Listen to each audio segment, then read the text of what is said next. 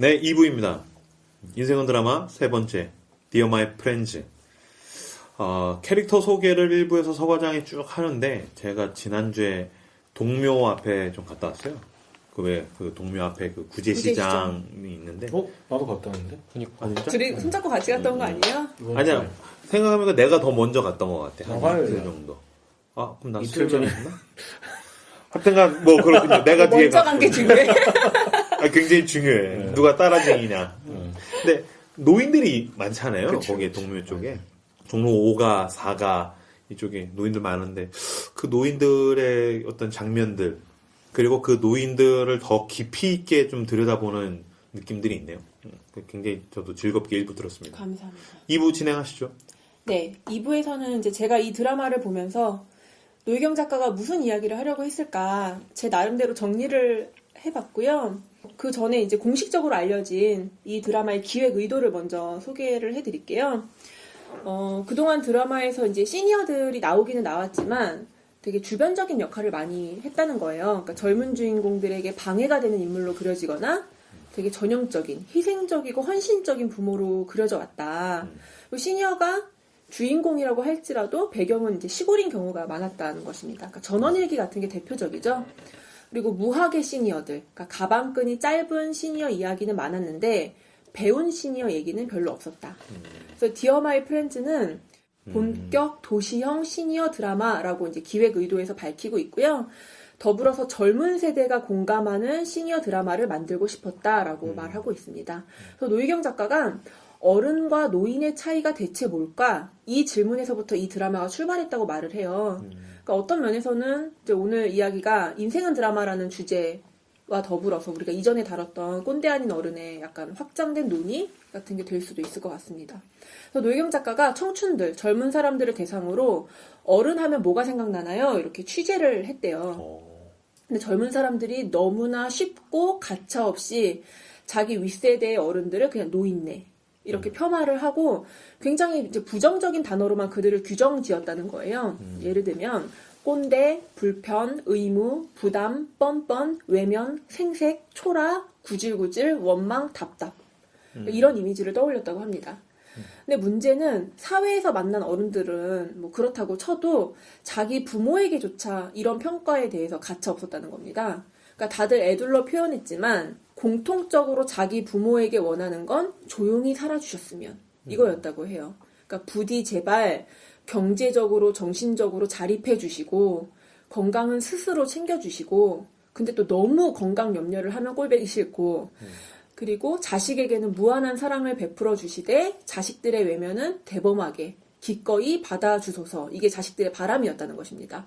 그래서 이제 젊은 사람들도 공감할 수 있는 노인들의 이야기를 써야겠다 이런 생각을 했대요. 그래서 드라마 제목처럼 젊은 세대와 나이 든 세대가 이제 친애하는 친구가 될 수 있기를 바라는 마음이었다라고 이야기를 했습니다. 극 중에서 보면요, 정말 이렇게 조연처럼 지나가는 사람들이 툭툭 던지는 말들이 있어요. 예를 들면 윤여정이 조카 2명을 거두고 있다고 했잖아요. 그리고 윤여정은 온 일가 친척들을 다 이제 걷어먹이고 있다 그랬잖아요. 근데 누구 한 명이 윤여정한테 맨날 조르는 거예요. 자기 무릎 관절 수술하고 싶다고. 80살 노인이. 그래서 이제 그 수술비를 또 이제 대려고 이제 돈 계산을 막 하고 있으니까 그 조카들이 고모 그만 좀 해. 진짜 고모도 힘들어 막 이렇게 얘기를 해요. 그러면서 뭐라고 얘기하냐면 80 넘어서 무슨 수술이냐고. 이렇게 얘기를 해요. 그러니까 그냥 살라는 거죠. 그러니까 윤여정이 80 넘어도 걷고 싶대잖아. 이렇게 조카들한테 얘기를 해요. 그러니까 이런 대화라든지 이제 고모가 연애를 이제 주연 씨가 자기 좋아하는 줄 알고 꼬마야라고 부르는 게 자기 좋아하는 줄 알고 막 이렇게 되게 설렐 때 이제 조카들한테 고모 연애하는 거 어떻게 생각하니? 이렇게 하니까 좋지 이래요. 그 조카들이 플라토닉한 거 아니야? 이렇게 얘기를 해요. 그러면서 고모가 잠도 자고 그러는 건 아니지? 왜? 이러면서 둘이 도망가요. 그러니까 이런 편견들, 그러니까 지나가는 말들, 이런 것들에서 이제 젊은 사람들이 노인들을 얼마나 약간 사람 아닌 사람처럼 대하고 있는가, 이런 것들을 볼 수가 있습니다. 그 영화 써니 있잖아요. 그거를 봤었을 때, 그냥 길에 있는 아줌마가 어떤 사람으로 보이는 경험이 있었어. 써니를 볼 때. 지금 얘기 듣는데 노인 한 사람 한 사람에 대해 또 깊이 있게 입체적으로 볼 수 있다는 건 굉장히 흥미롭네요. 근데 그렇다고 해서 당연히 이게 노희경 드라마잖아요. 일방적으로 노인들을 변호하거나 미화하는 방식이 당연히 아닙니다. 다 드러낸다. 그러니까 때로는 이제 안쓰럽기도 하지만 너무 추한 모습들을 되게 여과 없이 보여줘요. 그러니까 늙으면 추한 모습. 그거를 너무 생생하고 적나라하게 보여줘요. 그래서 젊은 세대들이 왜 어른들을 꼰대라고 여기는지, 그리고 노인들이 어떻게 행동할 때 젊은 사람들 숨이 막히는지, 이걸 되게 잔인하게 보여줍니다. 그리고 이제 아까 얘기했었던 것처럼 젊은 사람들의 이기심이나 무관심, 이런 것도 너무나 리얼하게 이제 표현되고 있습니다. 그래서 대립된 양쪽 세대의 모습을 여과 없이 보여주면서 이제 스스로 우리들의 모습이 저렇구나, 이걸 이제 느끼게 해주는 것 같아요. 어른 캐릭터들은 드라마 내내 꼰대와 어른 사이를 하루에도 수십 번씩 왔다 갔다 합니다. 그러니까 어떤 날은 되게 어른스럽다가 막 마트에서 일하는 여자한테 반말 찍찍 한다든지, 그리고 뭐 젊은 애들이랑 딱 부딪혔는데 젊은 애들이 이 꼰대 앞 좀 보고 다니지 마 이러고 지나가요. 그래가지고 뭐 어른한테 못하는 소리가 없어 이렇게 소리를 지르는데 뒤에서 리어카 끌고 할아버지가 이렇게 기다리고 있는 거예요. 그래가지고 이제 좀 비켜달라고 이렇게 하니까 방금까지 자기가 꼰대 소리를 들었으면서 이 할아버지한테 이렇게 야무지게 이걸 묶지 않고 다니시냐고 리어카를 막 묶으면서 이렇게 일을 야무지게 못하시니까 아직까지 이 연세에 이런 일을 하시죠. 뭐 이러면서 앞 좀 보고 다니시라고 막 이렇게 약간 꼰대질을 하는 되게 그런 약간 모순적인 모습들을 되게 잘 보여주고 있습니다.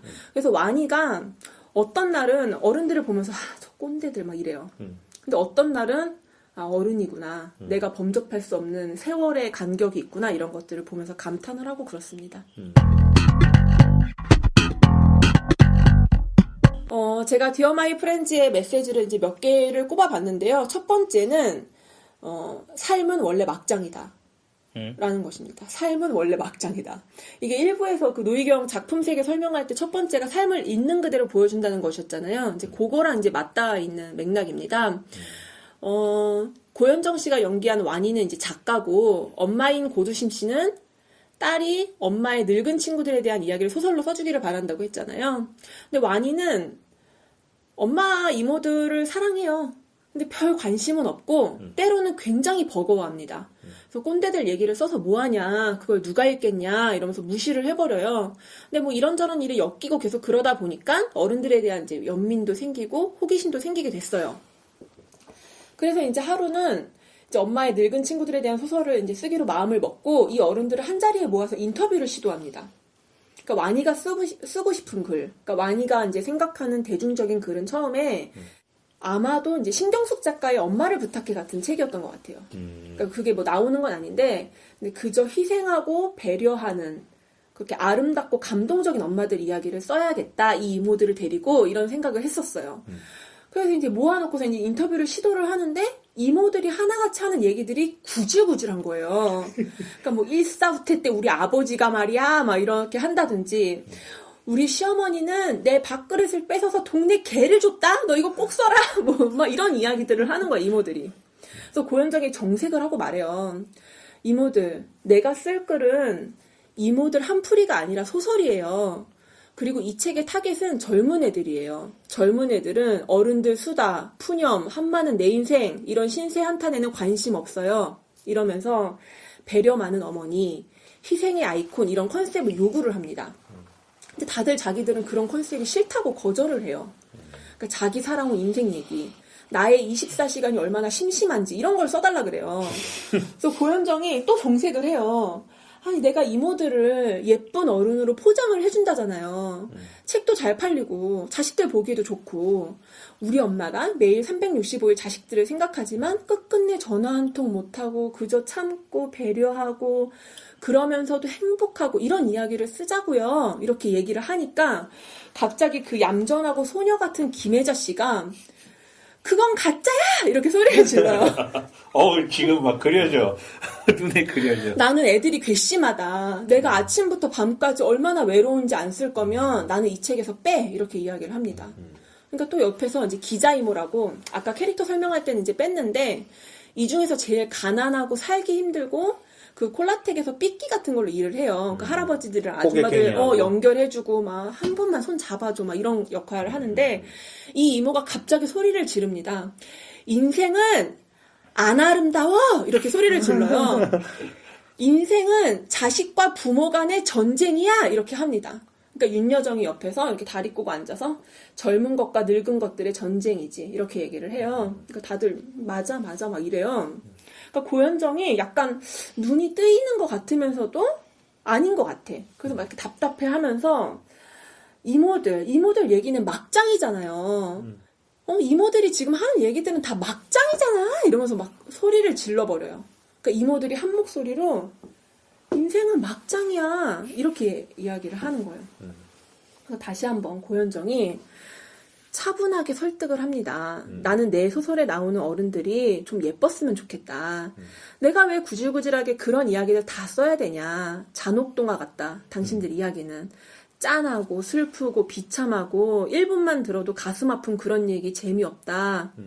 이렇게 설득을 하니까 윤여정 씨가 그게 진실이니까. 그게 우리 늙은이들의 삶이니까 이렇게 이야기를 하니까 김혜자 씨가 그게 사실이니까 이렇게 얘기를 해요. 그러니까 고두심 씨가 엄마가 그러니까 이년아 네가 지금껏 글을 못 쓰는 거야. 막장이 재밌는 거야 원래 이렇게 이야기를 해요. 고현정이 그때서야 이제 딱 깨닫습니다. 이게 얘기가 되겠구나. 근데 맞지 않아요? 이모들의 얘기가 아니 요즘 젊은 사람들이 사실 그렇게 엄청 전적으로 희생하고 그런 엄마를 부탁해서 나온 그런 그런데도 거보다는 불구한데 엄마를 부탁해가 몇백만 부가 팔렸죠. 아 그건 근데 보편적인 그 모성의 그거를 당연히 건드렸으니까 그거를 그러니까 안 그런 좋다고 글을 쓰고 싶었었던 건데 거기 나오는 엄마는 거짓말이라고 이모들이 얘기를 하는 거예요. 또 그런 소재도 되게 괜찮은데 안 팔리는. 아무튼 이제 노희경 작가는 우리 삶을 미화하거나 포장할 마음이 없습니다. 근데 인생은 막장이다라는 게 인생을 회의적으로 바라보기 때문이 아니고요. 되게 애정을 갖고 바라보기 때문에 이걸 자꾸 들추는 거예요. 노희경은. 그래서 우리가 알고 싶지 않고 딱히 보고 싶지 않은 것들을 계속해서 보여줍니다. 그러니까 예를 들면 이거 되게 사소한 건데 디어 마이 프렌즈에는 화장실 가는 얘기가 되게 많이 나와요. 그러니까 툭 하면 아줌마들이 나 오줌 싸고 올게 이렇게 얘기를 하고 화장실에 가요. 그럼 이제 윤여정 같이 막 고상한 아줌마 캐릭터는 뭘 자꾸 말하고 가 냄새나게 이래요. 그러니까 하루에도 우리도 사실 녹음하기 전에 화장실 한 번씩 갔다 오고 쉬는 시간에 갔다 오잖아요. 이거를 근데 아줌마들이 나 오줌 좀 싸고 올게 막 이런 것들을 이제 드라마를 통해서 다 보여주고요. 김혜자 씨가 이제 치매 걸려서 밥 먹은 걸 자꾸 까먹어요. 그래서 먹고 또 먹거든요. 그러니까 당연히 똥이 많이 나오겠죠. 계속 먹으니까. 근데 친구한테 이렇게 말해요. 요즘 잘 먹지도 않는데 이상하게 똥이 자꾸 나와. 막 이런 얘기를 해요. 연기 잘하는데. 그리고 드라마 1화에서 이제 완이가 엄마가 또 이제 막 강요해가지고 나문희 이모, 김혜자 이모를 이제 동창 모임에 차로 모셔다 드리려고 이제 차를 타고 막 가고 있는데 도로 한복판에서 김혜자 씨가 나문희 씨한테 정아 나 배 아파 이래요. 그러니까 고현정이 이모 조금만 참으세요. 10분만 가면 휴게소예요. 이렇게 얘기를 해요. 근데 아줌마들이 동시에 난리가 난 거예요. 나가 이러면서. 그래서 그 길거리에서 이제 차를 세워가지고 길가에 이제 풀밭으로 김혜자를 이제 데리고 가요. 거기서 막 진짜 소리를 막 내면서 뿌직뿌직하면서 똥을 싸요 김혜자 씨가. 그 사운드가 나와요? 사운드가 나와. 근데 차에서 이 얘기가 되게 인상적이었어. 차에서 내리면서 고두심 씨가, 그러니까 완이가 좀 짜증을 냈거든요. 왜 굳이 여기서 하는 아니 여기 운전하는 것도 짜증나 죽겠는데 운전하는 내내 뽕짝 부르고 시끄럽게 하고 막 이러더니 갑자기 막 내려 나 똥 마려 막 이렇게 하니까 짜증이 났는데 고두심 씨가 너도 이모 나이 돼봐. 밑이 헐거워서 대소변이 참아지나 아무것도 모르면서 이러면서 화를 내면서 이렇게 딱 내려요. 너무 섬세하다. 그렇죠. 저도 예전에 에피소드에서 엄마랑 여행했을 때 굉장히 피곤했다 이 얘기 한 적 있었는데 기억하시는지 모르겠어요. 기억나요. 그러니까 저희 엄마도 여행 중에 자꾸 저한테 똥을 쌌는지 확인을 하시는 거예요. 그러니까 쌌냐? 화장실 갔다 왔어?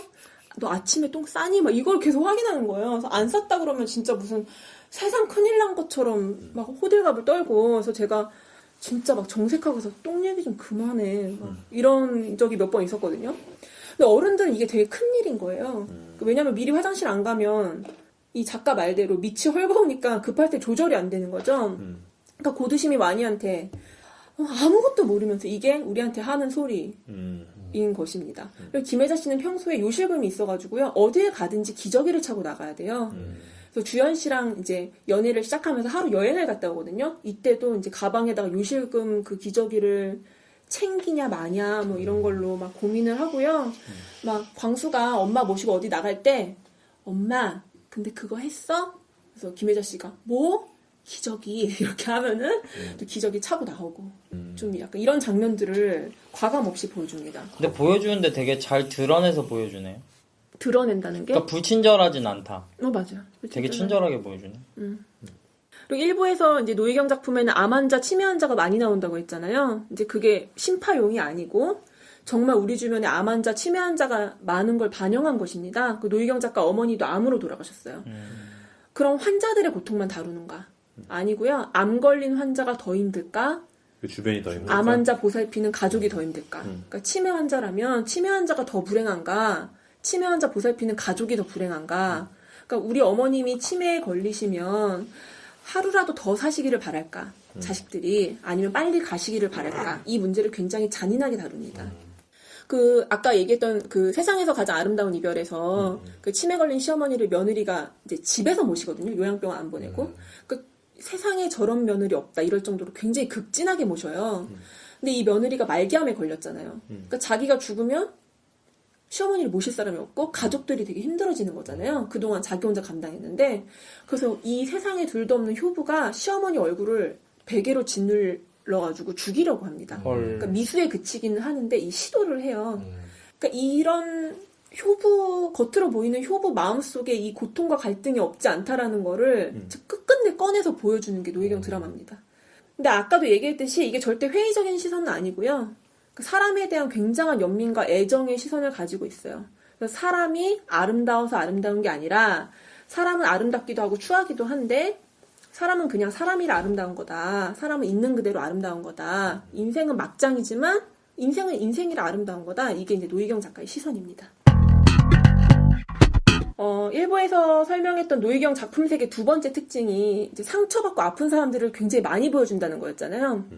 같은 맥락에서 꼽은 이 디어 마이 라이프의 두 번째 메시지는 사는 건 누구나 힘들다는 것입니다. 여기도 이제 역시 장애인, 암 환자, 치매 환자가 등장하고요.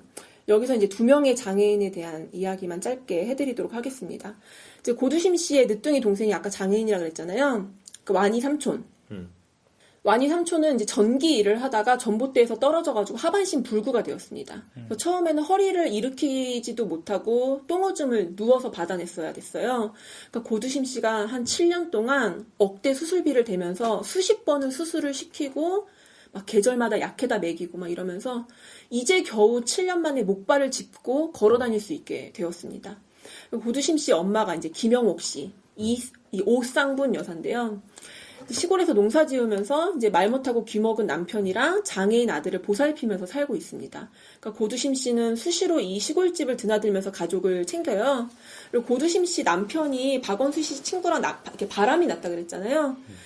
어느 정도 그 충격이었냐면 둘이 안방 침대에서 뒹굴고 있는 거를 고두심 씨가 현장 목격을 합니다. 그래서 항상 고두심 씨는 이 두 가지가 한이어가지고 자기 딸한테 이렇게 말해요. 남자는 다 좋은데 유부남이랑 너희 삼촌 같은 장애인만 아니면 된다. 그러니까 완이는 어릴 때부터 유부남과 장애인만 아니면 돼. 이거를 이제 가슴에 품고 살았던 애인 거예요. 근데 어느 날 이 삼촌이 장가를 가고 싶어 합니다. 이 시골 동네에 22살짜리 자클린이라는 이제 필리핀 여자가 한국에 시집을 왔다가 소박을 맞았나 아무튼 그래가지고 혼자 살고 있어요. 그리고 완이 삼촌하고 눈이 맞은 거예요. 근데 결혼을 하려면 이 자클린의 빚을 갚아줘야 되는데 그게 2천만 원이었어요. 그 삼촌은 장가를 가겠다고 이제 쌍분 여사와 고두심 누나를 이제 조릅니다. 쌍분 여사가 엄청 구박을 해요. 뭐 저놈 시키가 하라는 밭일은 안 하고 밤일만 생각한다고. 응? 밭에다 씨 뿌릴 생각을 해야지. 뭐 여자한테 씨 뿌릴 생각만 한다. 막 이러면서 막 이제 구박을 막 대가리를 때리면서 막 구박을 하는데 삼촌 나이가 정확하게는 안 나오는데 이제 완이보다는 어리고 한 30대 초반 정도거든요. 근데 30대 아들이 장가를 가고 싶어 하는데 90살 노모가 막 밤일만 생각한다고 이런 식으로 얘기하면 막 죽고 싶잖아요. 근데 장애인이니까 이런 인권적인 어떤 그 선 같은 게 지켜지지가 않는 거예요. 근데 오쌍분 여사가 나쁜 여자가 아니거든요. 나쁜 할머니가 아니에요. 근데 정말 진심으로 이런 게 있는 거예요. 장애인이 장가가서 누구 인생을 조지려고. 그러니까 정말 이런 생각을 가지고 있는 거예요. 그리고 2천만 원을 또 주려면 자기가 줄 수 없고 고두심이 줘야 되는데 면목이 없는 거죠. 그래서 이런 얘기를 한번 해요. 자기들이 애미애비가 아니라 돈 쓰는 귀신 같다고. 그러니까 안 죽는 거를 되게 죄책감을 갖고 사는 이제 그런 캐릭터인데, 고두심 씨도 이제 그 얘기를 듣고 동생한테 되게 조심스럽게 얘기합니다. 작글리는 너 안 좋아할 수도 있는 거 아니냐. 돈만 갚아주고 걔 도망가면 어떡하냐. 동생아, 여자는 돈 주고 사는 거 아니야. 이렇게 얘기를 해요. 되게 조심스럽게. 근데 동생이 화를 내면서 어떻게 말하냐면, 작글린도 나 좋아해. 내가 나무도 패고 밭일도 하는데 왜 장애인은 여자가 좋아하면 안 되냐? 이렇게 말을 합니다. 그러니까 장애인은 여자 좋아하면 안 되냐? 이게 아니고요. 장애인은 여자가 좋아하면 안 되냐? 이렇게 하는 거죠. 그러니까 고두심 씨도 나쁜 뜻이 아니었고요. 진심으로 장애가 있는 남자를 어떤 여자가 좋아해 줄까? 이런 생각을 하고 있었던 거죠. 근데 그때 또 이렇게 약간 벙찐 표정을 딱 짓습니다. 이 고두심 씨의 동생이 이제 장애인이라는 게 이 드라마에서 굉장히 중요한 장치예요. 왜냐면 이제 고현정 씨의 남자친구가 장애인이 되니까. 고현정이 이제 완이가 슬로베니아에서 유학을 하는데 이때 이제 조인성이랑 사귀고 동거까지 했습니다. 그때 이제 엄마가 이제 편찮으시다는 얘기를 듣고서 한국에 왔거든요. 그리고서 이제 3년이 지난 거예요. 그러니까 두 사람은 이게 연애 ING 중인지 헤어진 건지 좀 애매해요. 그러니까 맨날 영상 통화를 하고 화면 안으로 보이는 조인성은 너무나 잘생겼고 두 사람은 되게 다정한데 또 어떨 때는 완이가 막 다른 남자 막 신성훈 씨 얘기하고 막 이러거든요. 그리고 막 조인성도 다른 여자 얘기하고 그러니까 얘네가 사귀는 건지 아닌지 뭔가 되게 긴가민가 해요. 뭐지? 이러고 있는데 3, 4회 정도쯤에 이제 조인성의 비밀이 밝혀집니다. 처음에는 상반신밖에 안 보여주다가 얘기하다 보면 그러니까 이제 휠체어에 앉아있는 조인성이 딱 이렇게 나와요. 근데 되게 그때 충격적이거든요. 그러니까 조인성과 고현정은 슬로베니아에서 연애를 했고요. 조인성은 처음에 이제 결혼 생각이 없다가 막 이제 사랑이 깊어지니까 결국에 이제 프로포즈를 하기로 결심을 합니다. 그래서 고현정을 저 언덕에 어디 성당으로 오라 그래요. 근데 그 성당에서 뭐 정각 몇 시에 사랑을 고백하면 뭐 그 사랑이 영원히 깨지지 않는다 이런 정설이 있다 이런 속설이 있다 뭐 그러면서 몇 시에 만나기로 해요. 그래서 둘이 서로 각자 있던 방향에서 이제 그 성당을 향해서 막 뛰어갑니다. 고현정이 이제 가다 보니까 저 앞에 조인성이 뛰어가고 있는 걸 본 거예요. 그래가지고 반가워가지고 이렇게 미소를 지으면서 이렇게 딱 가는데 진짜 순식간에 굉장히 커다란 차가 조인성을 치고 조인성 다리가 이제 거기 깔렸어요. 틀어져가지고. 그래서 완전 고현정 앞에서 그 사고를 당했고 그 사고로 이제 하체 불구 장애인이 됩니다. 근데 그때야 마침 고두심 씨가 아파가지고 고현정 씨가 한국에 왔고 그리고서 애매하게 3년이 지난 거예요. 그 관계가 그래요. 그러니까 둘이 영상 통화할 때 뭐 시덥잖은 얘기를 합니다. 뭐 엄마가 이랬다, 이모들이 짜증난다. 아, 오늘은 너가 해준 스크램블이 먹고 싶다. 야, 그거 레시피가 어떻게 되는 거야? 나는 어떻게 해도 그 맛이 안 나. 막 이런 얘기를 하는데 조인성이 하루는 되게 진지하게 받아칩니다. 그런 얘기 하면서 시간 끌면 좋아? 내 다리 얘기는 싫고? 이렇게 얘기를 해요. 그러니까 둘이 헤어져서 다리에 대한 얘기를 해본 적이 한 번도 없는 거예요. 너 다리 어떻게 됐어? 뭐 이런 얘기 못 하는 거죠. 그 조인성이 계속 얘기를 해요. 나는 내 다리가 그리워. 서울 사는 아버지, 누나도 내가 다리 얘기만 꺼내면 고개를 돌리는데 그리워 말까? 그리워도 나는 내 다리가 그리워. 누구랑도 말할 수가 없어. 그리우면 그립다고 말해도 되지 않나? 네가 좀 참아주면 안 될까? 난 말하고 싶은데. 내가 너랑 이런 얘기를 할 수 없다면 여기서 그만 관두자. 이렇게 이별 통보를 합니다. 근데 영상 통화가 끊어지고 이제 완이는 이렇게 괴로울 때마다 신성우 씨를 찾아가요. 근데 뭐 둘이 되게 깊은 관계는 아니고요. 물론 이제 뭐 키스를 한번 하긴 하고 유부남과의 키스도 굉장한 이제 뭐 손가락질을 받을 만한 짓이긴 하지만 이 괴로운 마음을 잊기 위해서 이제 그때마다 신성우 씨를 찾아가요. 근데 이때도 노래방에 있다 그래가지고 노래방 가서 막 춤추고 놀고 이제 이 상황을 잊으려고. 그리고 이제 나중에 이제 마음이 차분해졌을 때 다시 통화를 하면서 이렇게 말합니다. 나도 너 다리가 그리워. 그런데 그런 말 하면 안 되는 줄 알았어. 너가 상처받을까봐. 이렇게 이야기하고요. 조인성은 사랑해. 다시 내게 돌아오라는 얘기가 아니야. 그냥 아직 널 사랑한다고 이렇게 말을 합니다. 그러니까 사랑한다는 말을 하면 집착처럼 보이고 사랑한다고 말하면 다시 와달라는 말처럼 들릴까봐 이런 말도 제대로 못하는 관계인데 되게 이 두 사이가 굉장히 애절하고 가슴이 아파요. 저 진짜 궁금한데 나중에 잘 돼요? 나중에 잘 돼요. 네? 나중에 잘 돼요. 그럼 다행이네. 근데 근데 진짜 너무 여성적으로 섬세한 감수성을 기가 막히게 다루는 것 같아. 그리고 난 지금 들으면서 드는 생각이 적어도 나는 절대로 이런 생각 자체를 못할 것 같아. 그러니까 방금 그런 거 있잖아. 사랑해. 뭘 하자는 게 아니라 지금 내가 그냥 이렇게 표현을 하고 싶은 거야 라는 거 있잖아. 난 사실 이런 감정은 이해가 안 돼.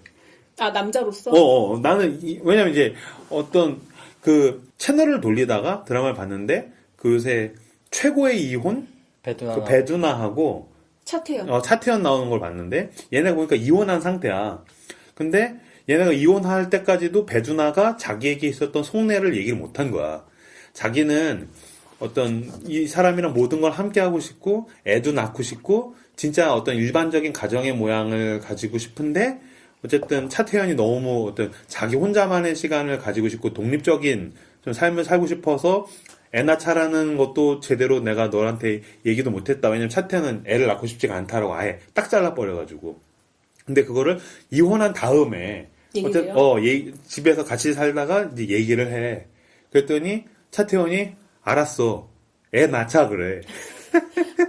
지금 내가 말하는 게 그게 아니잖아. 정확하게 배두나가 그렇게 얘기해. 차태현이 알았어. 그럼 우리 애를 갖자 했더니 배두나가 너 지금 무슨 말을 하는지 너 못 알아듣는구나. 그때 차태현이 그러니까 애 낳자고 그랬더니 지금 내가 그 얘기를 하는 게 아니잖아. 남자는 왜 그래요? 그래서 나도 배두나가 그 얘기 딱 했었을 때 무슨 소리야? 애 낳자는 얘기 아니야? 등신들. 근데 임보로는 항상 매사에 사랑한다는 말을 할 때도 자신감이 있으니까. 근데 이 말을 하는 순간 상대방이 이 말을 어떻게 들을까라는 생각을 하는 어떤 그럼 나는 얘기 안 해요. 아예 말을 안 한다고. 나한테도 얘기 안 하고. 그걸로 내가 어떤 결과를 만들어낼 수 이런 게 있어요. 없다면 이 완이가 자기를 사랑하는 걸 또 조인성은 알아요. 완이한테 자기 사랑이 필요하다는 것도 알아. 그러니까 둘은 정말 그냥 누가 봐도 사랑하는 사이예요. 근데 서로가 어떤 결정적인 선택을 할 때까지 강요하지 않고 기다려주고 있는 상태인 거죠. 그러니까 나는 성격이 어떤 면에서 그렇게 명료한 것을 좋아한다 그래야 되나? 그러니까 내가 만약에 그런 장애가 생겼어?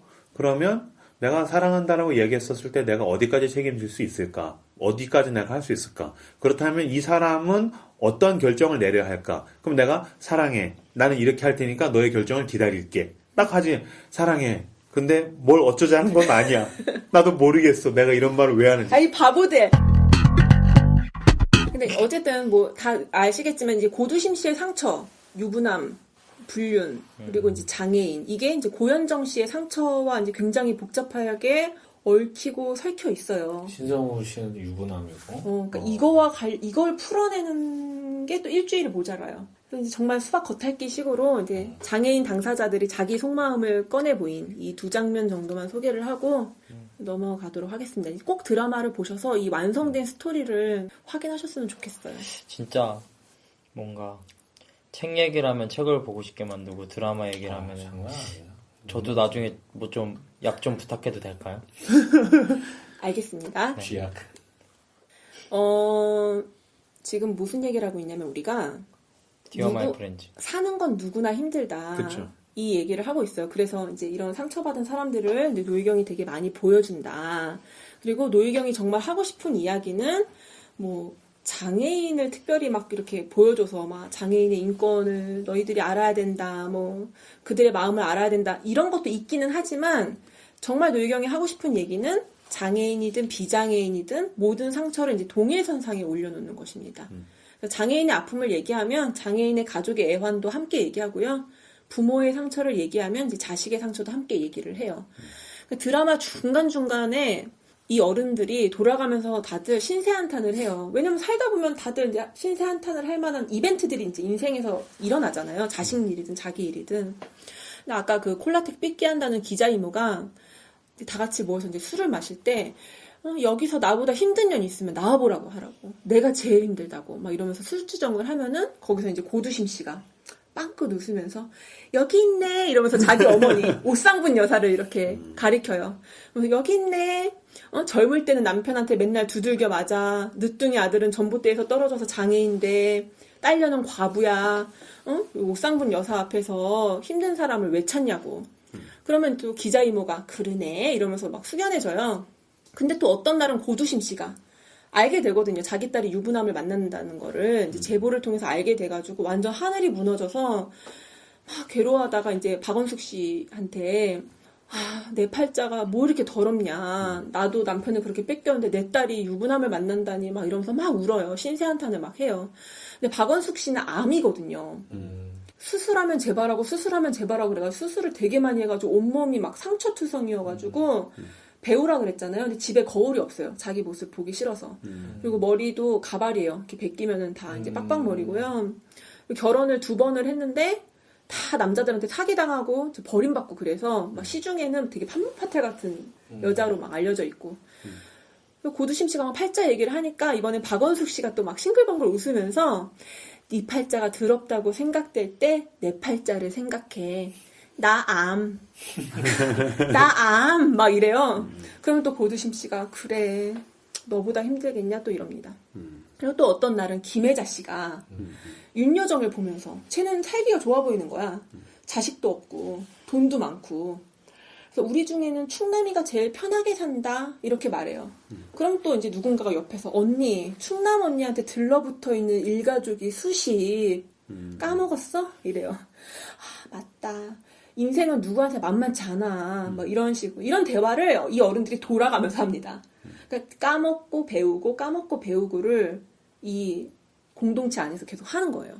근데 이게 이 억양이 어떠냐면 뭐 임브로가 가끔 하듯이 너는 그거 가지고 왜 엄살이냐 뭐 이런 맨날 하는 건데. 농담처럼 하니까 임브로가 이런 식으로 사용되지도 않고요. 진담이에요. 네, 진담이 그게 뭐가 힘드냐 자식아. 그리고 뭐 나 땐 더 힘들었다. 내가 쟤보다는 좀 낫네 막 이런 되게 다른 사람 아픔 앞에서 되게 얄팍한 위로 얻는 거 있잖아요. 근데 이런 억양 이런 뉘앙스도 아니고요. 그 영화 노팅힐 보면요. 나도 그 장면 생각했는데. 그 휴그랜트랑 그 친구들은 좀 약간 다들 좀 찌질하잖아요. 근데 그 자리에 막 월드스타 봤어요? 줄리아 로버츠가 이제 껴가지고 같이 식사를 하는데 파이가 하나 남은 거예요. 이걸 누가 먹을까 하면서 제일 힘든 사람이 먹기로 하죠. 불행 배틀이 불행하죠. 일어납니다. 근데 사람들이 줄리아 로버츠는 불행이 없을 거라고 생각하는데 이야기를 하니까 되게 만만치 않게 이 여자가 불행하다라는 걸 알게 되잖아요. 근데 그걸 알게 됐을 때 사람들이 막 꼰대가 된다거나 얄팍해지는 게 아니라 되게 깊어지잖아요. 숙연해지고. 그러니까 이런 걸 이제 노희경 작가가 이야기를 하고 있어요. 그거에서 따온 거 아니에요? 난 지금 얘기하면서도 계속 이 노팅이 그건데 계속 그거 생각했는데. 그렇죠? 뭐 어쨌든 아이템이 됐겠지. 오마주 아니야? 아무튼 뭐 사는 건 다 힘들구나. 서로 의지하면서 살아야 되는구나. 그리고 저 사람에게도 사정이 있겠구나. 이걸 계속 기억하게 함으로써 내 사람을 넓고 깊어지게 만들어주는 것입니다. 근데 짜증 날 때도 있어요. 막 신구 씨 이런 사람들 진짜 계속 천하의 나쁜 놈으로만 기억하고 싶은데 이 사람에게도 이런 일이 있단다, 이런 사연이 있단다 이런 거를 노희경 작가가 계속해서 들려줍니다. 이 사람 진짜 되게 한 명 한 명 엄청 신경 써서 입체적으로 다루네. 되게 애정을 갖고 완전 슬램덩크네, 사람을 슬램덩크. 근데 나 지금 사실은 나도 이렇게 사람을 되게 깊이 있게 밀도 있게 다루는 게 좋아. 근데 이런 게 한두 명이 나오면 모르는데 모든 멤버가 다 그러니까 약간 들으면서 피로하다라는 느낌이 피곤하다. 근데 뭐 이야기 들을 때 제가 이제 이걸 압축적으로 얘기하니까 저도 이걸 준비하면서 사람들이 피로하게 생각할 수 있겠다 이런 약간 염려가 됐어요. 근데 이게 어디 16부작으로 이제 늘어져서 또 사실 이제 유쾌하게 다뤄지기도 맞아요. 하고 가볍게 다뤄지기도 그렇게 다뤄지니까 하니까. 전혀 피곤하지 않은데 드라마를 보면서 피곤한 게 느껴질 때가 있어요. 뭐냐면 연기 때문에 연기를 너무 잘하니까 그러니까 한순간도 눈을 뗄 수가 없어요. 왜냐면 주름도 연기를 하고 있거든요. 그러니까 그거를 이렇게 보면서 피곤하다 약간 이런 생각이 듭니다. 왜 피곤해요? 그거? 그러니까 너무 계속해서 감격과 감동을 머릿속으로 하는 거지. 피곤해? 에? 안 피곤해. 나 지금 너무 피곤한데. 이 얘기 들으니까? 아니, 얘기 들으니까 무슨 말인지 알겠어. 너무 피곤해. 피곤해. 너무 힘들어 마음이 지금. 옛날에 어쨌든 전체적으로 이거 한번 OST 이런 거 들어보세요. 굉장히 밝고 유쾌합니다. 그러니까 지금 청취자분들은 아니 왜 필요하죠? 라는 분들이 계실 수 있는데 자기 세계와 자기 관점이 균열이 가는 건 굉장히 필요한 일이거든. 그러면서 타자화된 사람을 내 울타리로 진입시키는 건 매우 필요한 일이야.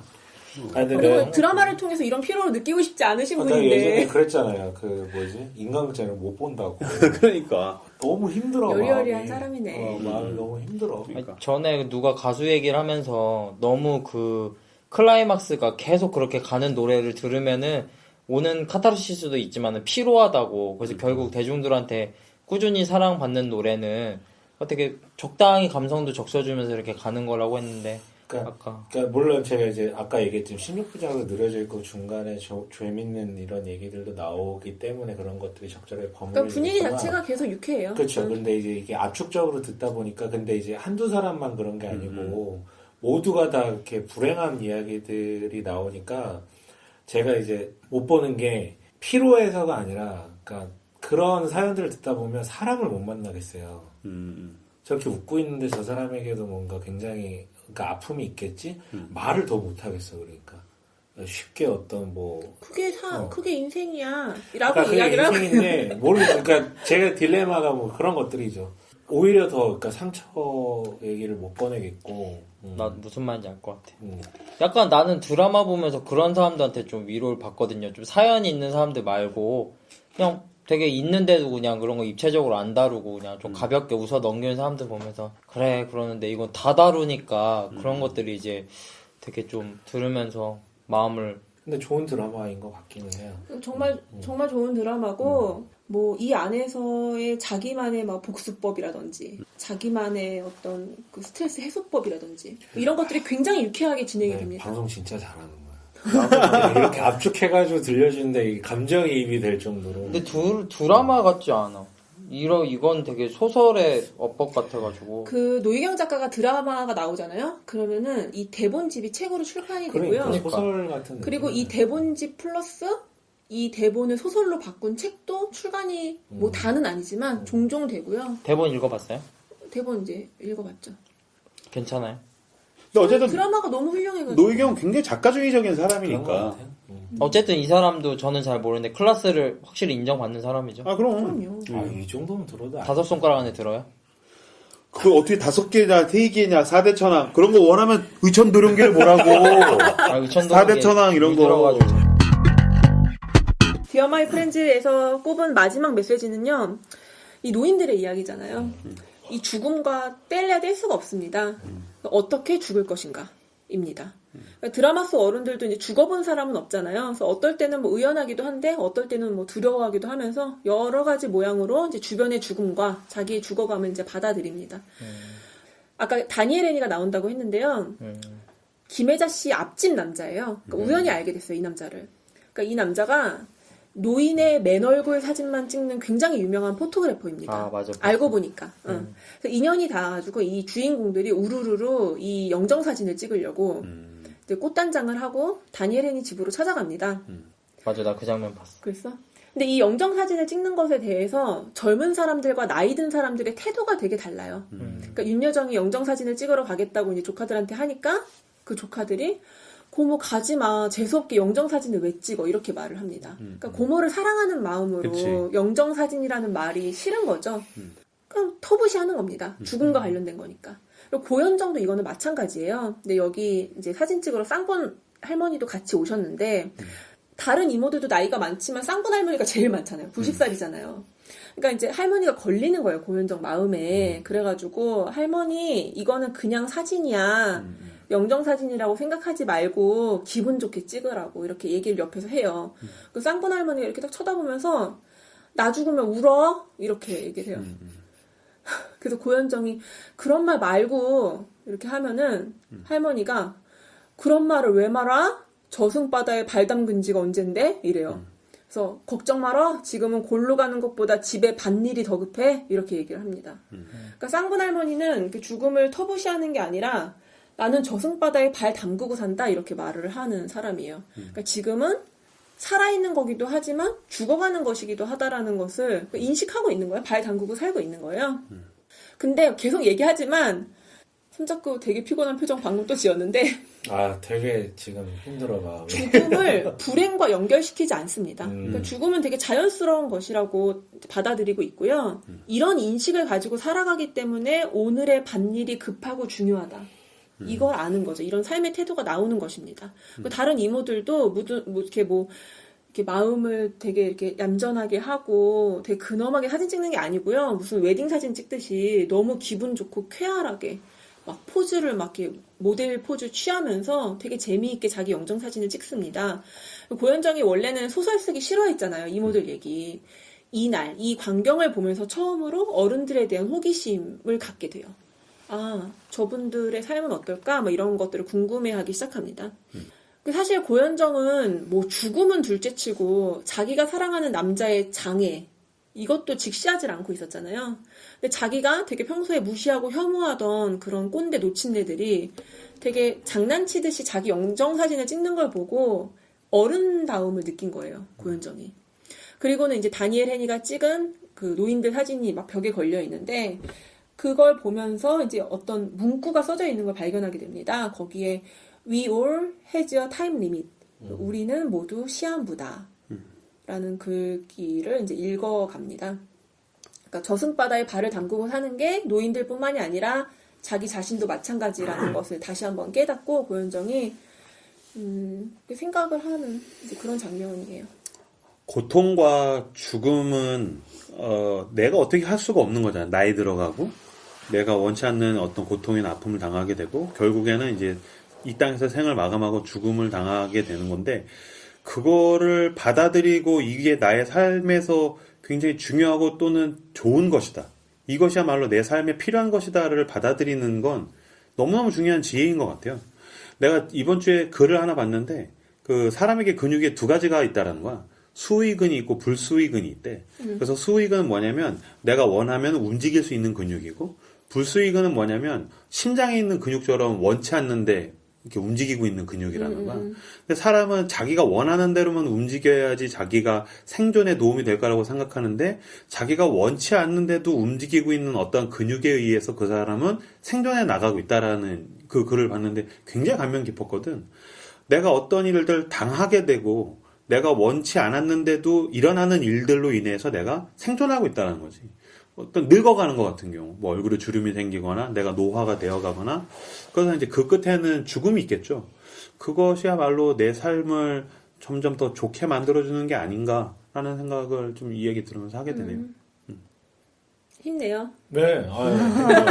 뭐라고. 그리고 이제 죽음에 대한 이야기를 할 때 외로움에 대한 이야기를 함께 해야 될 것 같아요.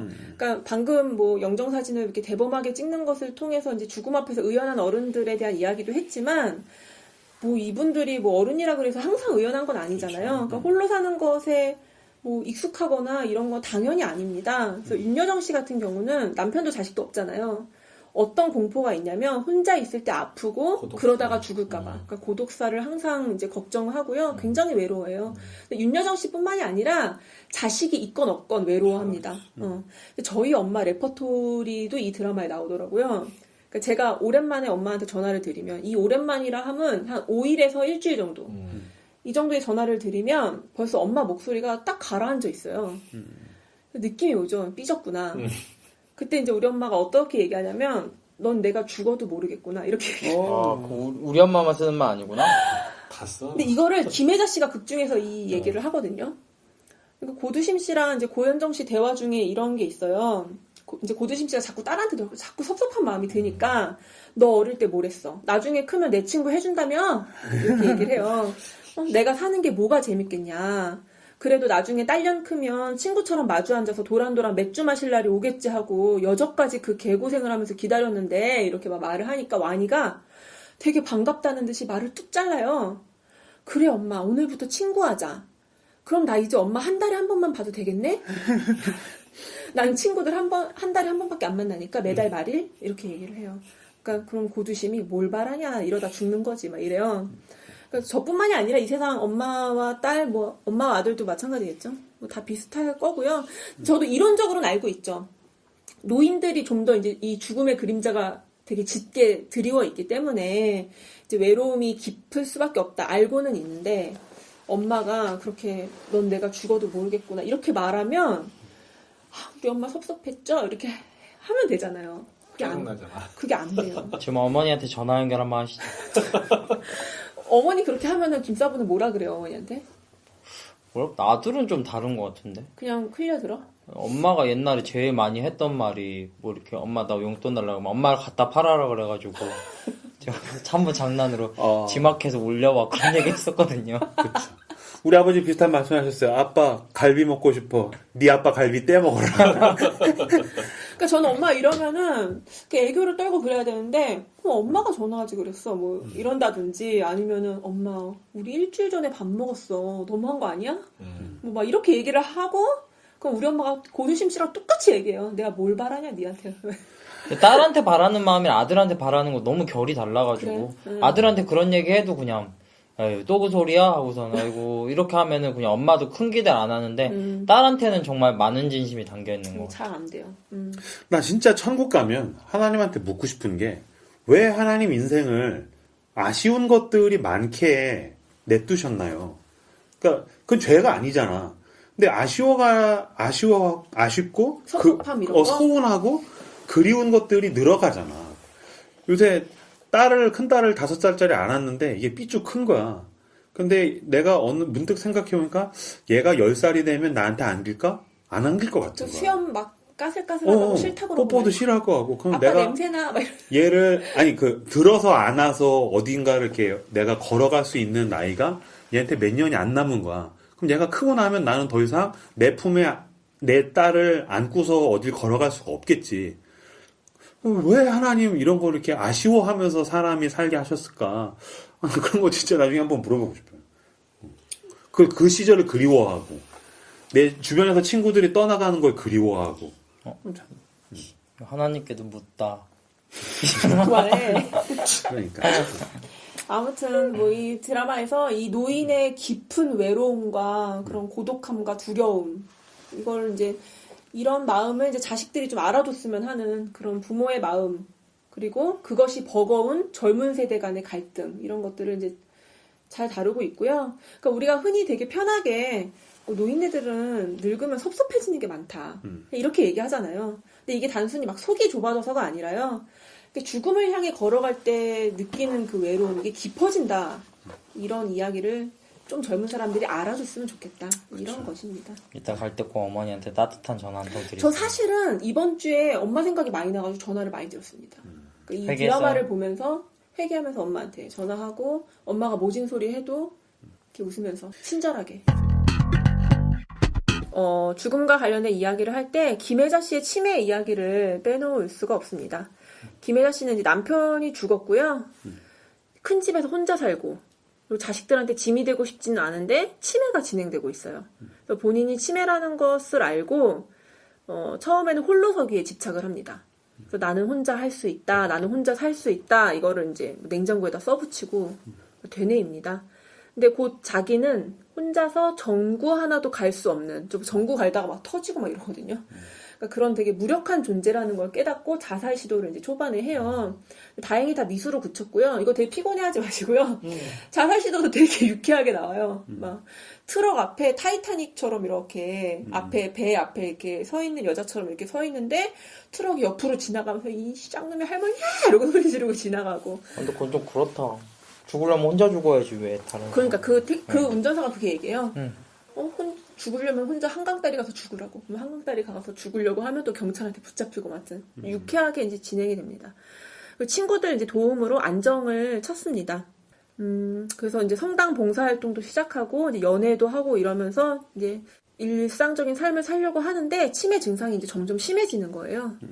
굉장히 이제 위험한 고비들도 이제 몇 번을 넘깁니다. 그래서 김혜자 씨가 정신 말짱할 때 자기 발로 요양원에 들어가 버려요. 이제 100세 시대라고 하잖아요. 많은 사람들이 이게 축복이 아니고 저주라는 말을 많이 하는데 저도 이 저주라는 말에 좀 동의하는 편이거든요. 그러니까 드라마에서 그 주연 씨랑 윤여정 씨가 차를 타고 이게 둘이 이제 가다가 이런 얘기를 해요. 늙어도 마음은 안 늙는다. 마음도 늙어야 덜 외로울 텐데 이런 얘기를 두 노인네가 하거든요.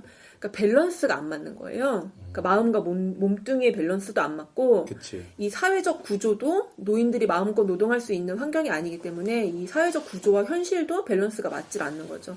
근데 제가 어떤 그 책에서 치매 전문가가 얘기하기를 치매는 그러니까 한마디로 몸과 마음의 밸런스를 맞추기 위해서 자연스럽게 이제 이 노화 현상이 일어나는 거예요. 몸은 한없이 늙어가는데 정신만 말똥말똥하면 괴롭지 않겠냐. 그러니까 몸이든 정신이든 같이 늙어야 하는데 그래서 치매는 자연현상이다. 수명이 이렇게 길지 않을 때는 치매도 없었다. 근데 수명이 길어졌기 때문에 이 밸런스를 맞추기 위해서 치매가 온다. 약간 이런 식으로 설명을 하더라고요. 암도 그렇대. 아, 그래요? 만약에 인간이 짧았으면? 만약에 수백 년을 산다. 이렇게 막 수백 년을 산다 그랬을 때 모든 인간은 다 암에 걸리게 되어 있대요. 옛날에는 자기 속에 암이 있는지 모르고 죽었는데 인간이 수명이 길어져 버리니까 암 때문에 죽게 되는 거예요. 자꾸 암이 이제 나오는 그치. 이 횟수가 많아지는 거구나. 그렇다면 이제 우리하고도 무관한 일이 아닌 거예요. 그럼요. 그 데이터로만 봐도 우리 중에 한 명은 뭐 암으로 죽고 치매도 걸릴 수 있고. 근데 그렇다면 우리에게 암이나 치매가 왔을 때 우리는 어떻게 살 것인가 또는 어떻게 죽을 것인가 이거를 이제 고민해야 된다라는 것입니다. 이 드라마에서 그 젊음과 늙음이라든지 삶과 죽음에 대한 성찰은 곳곳에서 나오고요. 이 마지막 화에서 김혜자 씨의 아들 이제 광수가 아이를 낳아요. 그 며느리가 광수가 나타. 광수가 며느리가 유천도령인 줄 알았어. 아까 결혼 안 했다 그랬잖아. 아니야, 처음에. 결혼했어. 아, 그래요? 아이를 낳아요. 그러니까 이 이제 노인들이 다 같이 이제 모여가지고 아기를 구경하는데 아기는 너무 예쁘고 막 피부 탱탱하고 막 이렇게 막 귀여운데 이 아기를 바라보고 있는 이 노인들은 다 쭈글쭈글한 거죠. 그 샷을 나와요? 너무 그거를 리얼하게 찍어주고 이제 이 김혜자가 이제 손주를 안아봐야 되는데 뭐 어떤 할아버지 막 신구 씨는 야 앉지 마 뭐 떨어뜨리면 어떡해 막 이러고 그럼 김혜자 씨가 이렇게 주름으로 연기해요 이렇게 어떻게 해야 되나 막 이러면은 나문희 씨가 뭐 애기 좀 잘 안겨드려라 어머니한테 막 이래가지고 그 애기를 안는데 치매에 걸린 할머니가 갓 태어난 아이를 이렇게 안는 장면 뭐 이런 것들이 굉장히 감동을 줍니다. 이렇게 뭔가 삶과 죽음의 교차라든지 그치. 뭐랄까 삶과 죽음의 어떤 수단이라든지 막 이런 것들을 생각하게 해요. 노희경 씨 드라마는 저 애드립 치면 안 된다 그러더라고요. 왜? 그 성동일 대본 씨가 그대로? 그 얘기를 하더라고요. 그러니까 아 대사대로 해야 된다고? 그러니까 그치 그 저기 1988 그 뭐였죠? 그 응답하라? 응답하라 거기에서는 형 맘대로 하라고 대본대로 하지 말라고 이 주문을 받았고 노희경 씨 드라마 라이브 찍을 때는 토시 하나도 틀리지 않고 그대로 그 옛날에 배종옥 씨가 진짜 노희경 드라마 많이 찍거든요. 이 드라마는 물론 안 나오는데 라스 나와가지고 배종옥이 무슨 얘기를 했냐면 내 대본 가지고 왜 연기를 그렇게 하냐고 배종옥한테. 아, 진짜로? 그러니까 완전 신인 때 노희경도 신인이고 배종옥도 신인 때 내 대본 가지고 왜 연기를 그렇게 하냐고 이러고 막 소리를 질렀대요. 그래서 배종옥 씨가 나이가 더 많은가 봐요. 그래가지고 약간 이제 화가 나가지고 이제 둘이 싸웠나 봐. 노희경이 목을 졸랐대요. 연기 못한다고. 목을 조르고 이렇게 막 뭐라고 싸우다가 막 깨물고. 그래가지고 그걸 보던 윤여정 씨가 희경아 너 작품에 연기 못하는 애 나오면 살인도 나겠다. 뭐 이러면서 옆에서 그랬다고 하더라고요. 약간 그런 집착도 좀 있는 여자인 것 같아요. 자기 이 정도 글 쓰면은 프라이드가 엄청 세겠죠. 그렇겠죠. 나중에 거의 화해했나 보네. 그쵸. 장난 아니게 많이 나왔잖아요. 그것도 배종옥 씨가. 대단하다. 그리고 이제 이 광수집에 새 생명이 태어났을 때 반대로 고두심 씨는 암에 걸려요. 그래서 암 수술을 받습니다. 그러니까 병원 두 군데가 이제 교차로 이렇게 나와요. 그래서 고현정이 사실은 뒤늦게 용기를 내가지고 조인성한테 가려고 마음을 먹었어요. 그래서 한번 짧게 갔다 오기도 했고. 그래서 갑자기 딱 나타나가지고 조인성한테 이제 인사하고 내가 한국 갔다가 아주 여기 정착하러 올 거라고 약속을 해요. 근데 조인성이 처음에는 받아주지 않죠. 그러다 안 오면은 내 다리가 난 더 싫어질 것 같아. 이렇게 이야기를 하거든요. 근데 고현정이 진짜 올 거야. 약속을 하고 다시 한국으로 왔는데 가려고 준비를 하고 있는데 엄마가 암에 걸려요. 그래가지고 이제 조인성과의 약속을 못 지키나 어쩌나 이러고 막 있는데 조인성이 어쨌든 오는구나. 조인성이 왔죠. 그래서 서로가 느껴요. 3년 동안 우린 너무 멀리 있다라고 생각해서 서로 한 번도 보질 못했는데 마음을 먹으니까 고현정이 거기 가는 것도 너무 쉽고 조인성이 그 아픈 다리를 가지고 슬로베니아에서 한국 오는 것도 너무 쉽더라. 뭐 이런 얘기를 해요. 근데 어쨌든 엄마 때문에 이제 조인성도 이제 돌아가고 둘은 그렇게 찢어지는가 했거든요. 근데 이번에는 이제 고두심 씨가 용기를 냅니다. 조인성한테 가라고 티켓을 사가지고 고현정한테 줘요. 인성이 얼굴을 본 거 아니야? 한 번 만났어. 그리고 원래 조인성하고 사귈 때 알고 있었어요. 그러니까 아예 장난이죠. 근데 이제 이제 한 번 부르거든요. 슬로베니아 가기 전에 고현정 몰래 이제 불러가지고 이제 카페에서 만났는데 너무 잘생긴 애가 휠체어를 타고 이렇게 오는 거지. 그래서 너 왜 다른 여자는 안 만났냐? 너 왜 연애 못하냐? 여자들이 너 싫대? 이렇게 물어봐요. 약간 이제 찌르려고 물어보는 거예요. 그러니까 조인성이 되게 어이없다는 듯이 이렇게 피식 웃으면서 제가 딴 여자가 싫죠, 어머니. 이렇게 해요.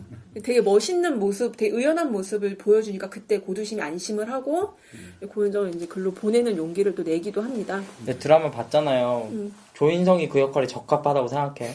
왜? 근데 뭐 적당해야지. 너무 그런 애가 솔직히 나는 휠체어 그렇게 끌고 그런 아우라가 너무 강하니까. 나도 사실 말도 안 된다고 생각을 근데 하거든. 보세요. 되게 잘 어울리고 미쳤냐? 저기 가야지. 고현정아 미쳤어? 막 약간 그러니까 계속 그런 그거 장압을 주잖아요. 어쨌든 장애인의 의연하고 장애인이지만 어쨌든 그게 장애가 아니라는 모습을 좀 보여주고 싶었겠지. 그러니까 조인성의 얼굴로 다리의 장애를 상쇄한다 그래야 될까? 그러니까. 뭐 그런 거 아니겠어? 그래서 뭐 이제 그 고두심이 고현정한테 너 조인성한테 가라 이런 얘기 할 때도 되게 걸걸해요. 연하가 잠자리에선 잘하냐? 뭐 이러면서 많이 안아줘? 뭐 이런 식으로 물어보면 막 고현정이 되게 어이없다는 듯이 웃고 그러면서 이제 마지막에 하는 말이 마사지를 배우라고 해요. 그 두 팔로 휠체어를 모는 게 전신이 다 아픈 일이야. 너가 마사지를 배워서 주물러 줘라. 이렇게 조언을 해줍니다. 근데 저는 이 대사도 사실 휠체어를 끌고 다니는 사람들은 다리가 없어서 불편하지. 이건 그냥 손만 대면 굴러가는 건 줄 알았거든요. 저는 사실. 그치. 근데 이게 굉장히 온몸에 힘이 들어가는 일이라는 것도 이 대사를 통해서 저는 알게 됐거든요. 아무튼.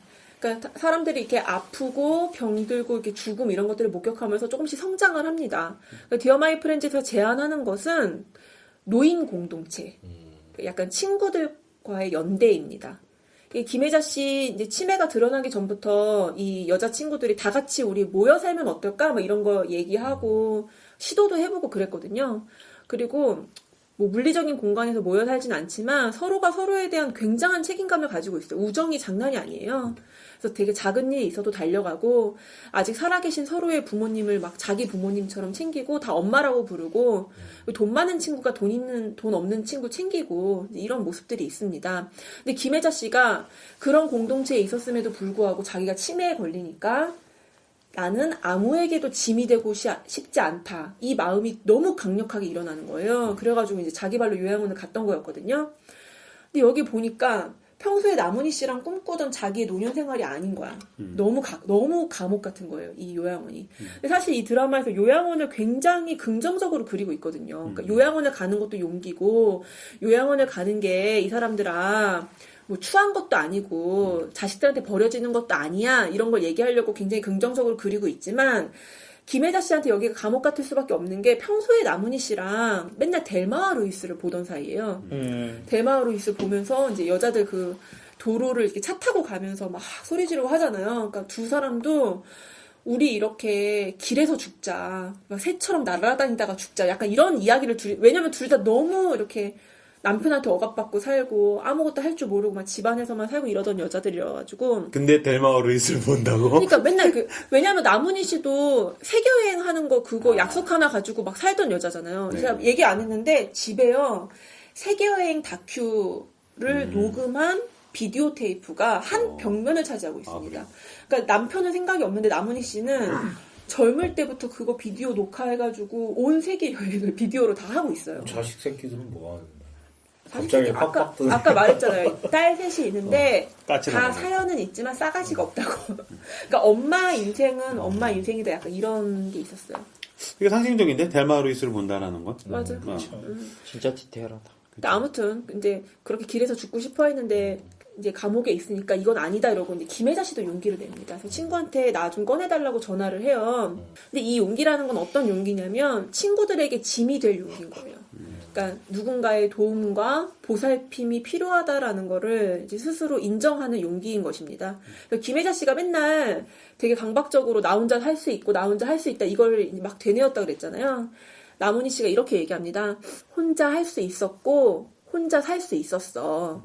지금은 아니고 이렇게 얘기해요. 그러니까 김혜자 씨가 그 얘기를 듣고 막 대성통곡을 합니다. 나문희 씨가 이제 아무 대책도 없이 김혜자 씨를 요양원에서 이제 탈출시키듯이 꺼내오고요. 친구들한테 전화를 해가지고 급 번개 여행을 떠납니다. 그래서 차를 타고 얼마 못 갔는데 비가 너무 내려가지고 그냥 허름한 어디 여관방에 다 같이 들어가요. 그래서 뭐 어떻게 죽고 싶냐 뭐 이런 얘기를 막 수다 떨듯이 막 해요. 그래서 뭐 자연사도 있고 병사도 있고 독거사도 있고 객사도 있는데 막 골라라 막 이러면서 이런 얘기를 하고 다 같이 야 그래도 객사가 낭만적이지 않냐? 야 객사가 뭐냐? 낭만적으로 길 위에서 죽는다 이렇게 얘기를 해라 이래가지고 다들 돈 있는 사람 몇 명 있잖아요. 캠핑카를 사가지고 틈만 나면 이제 여행을 다니기 시작하는 거예요. 그래서 와니가 이렇게 나레이션을 해요. 마지막에 나는 늙은 나의 친구들이 또다시 길을 떠난다 할 때 그 말이 농담이거나 그저 이룰 수 없는 꿈을 말하는 거겠거니 생각했다.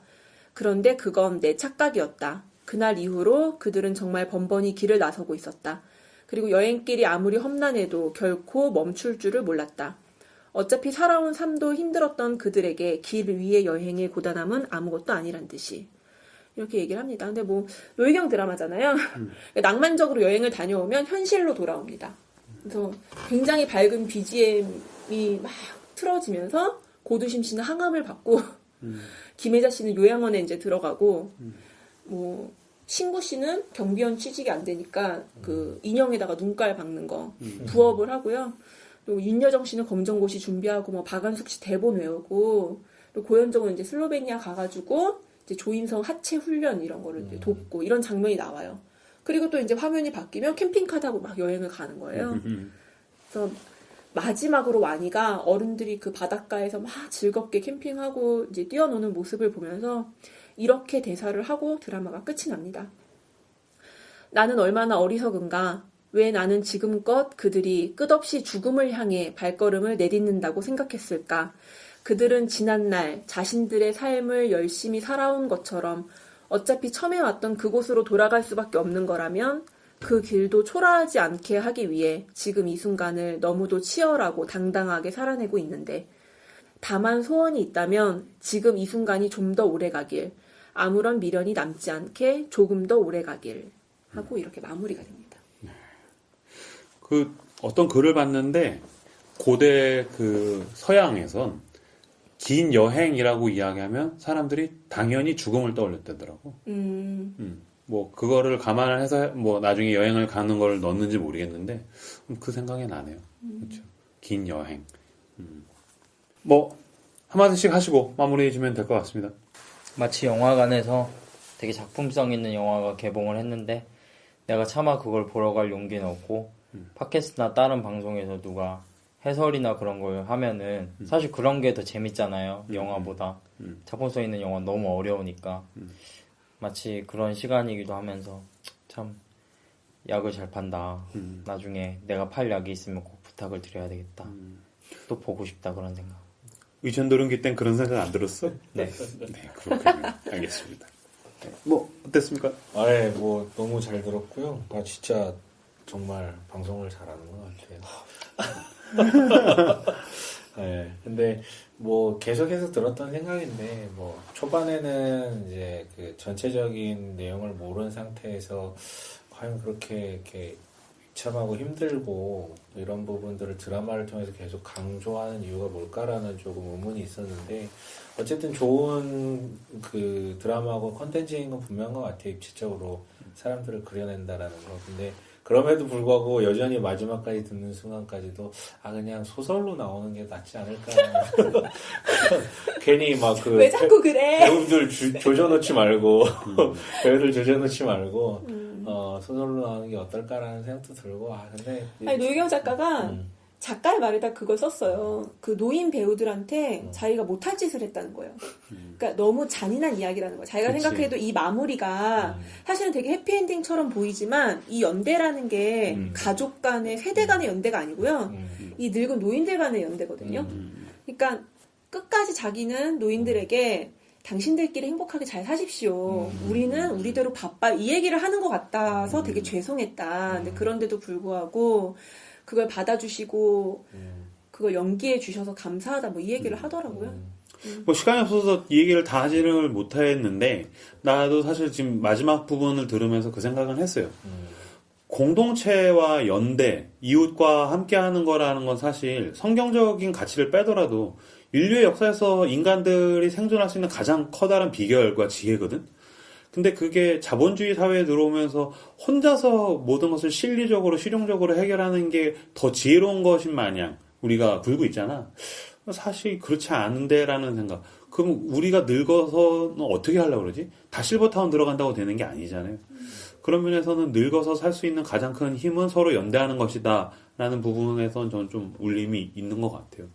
그 공동체성은 언제나 인간에게 유효하다라는 생각, 그런 생각이 좀 들었어요.